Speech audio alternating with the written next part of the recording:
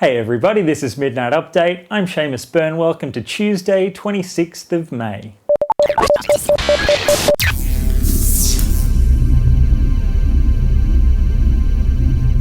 Mobile customers of both Vodafone and Three will have the upcoming merger at front of mind, particularly on the question of how pricing and services will change. Today, the companies issued a press release stating no plans will be withdrawn from the market for the next 2 years. So if you're happy with the plan you're on, then you'll be able to stay there until late 2011. This is particularly important to Three customers who generally get the best prices in town, but with some trade-off in coverage. The companies also claim there will be plenty of new stuff to make you want to stay anyway, but of course we'll wait until we get to taste the fully merged pudding. Windows 7 is now available for free in release candidate form. From those brave enough to go early, it seems there's a lot more good news than bad, but I can understand some may prefer to wait a little longer.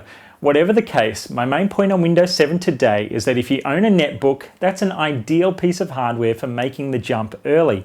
XP and Vista suck on netbooks.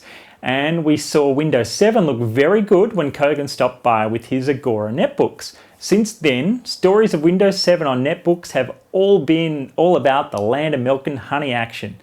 Gizmodo has a big feature on using Windows 7 RC1, including a guide to netbook installs. Why, yes, I do have a link at midnightupdate.com. The dumbest thing about Foxtel until now has been the fact a cable TV service required a copper landline to be plugged in for your communications return path so you could send signals back to base, like for ordering movies on demand.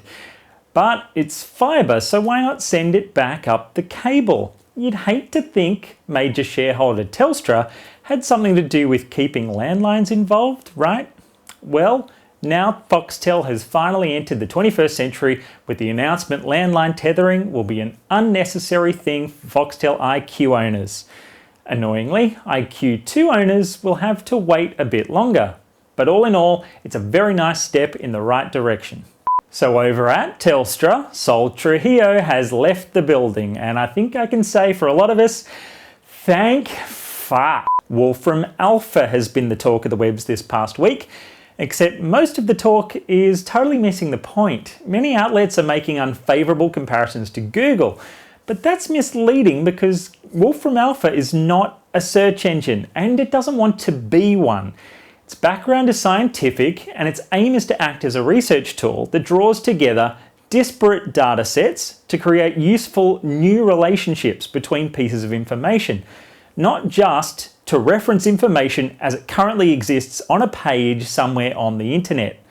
To that end, it demands more from the user if they are to get what they want out of it. Don't forget you need to learn a tool's purpose before claiming it's fit for task. That said, I've hardly touched it. But when I think of some good questions that I would get some use out of having answered, I'll be sure to test it out. That's all for tonight's update. Thanks for stopping by. Join us weeknights around midnight Sydney time for daily geek news, and for more coverage, visit midnightupdate.com.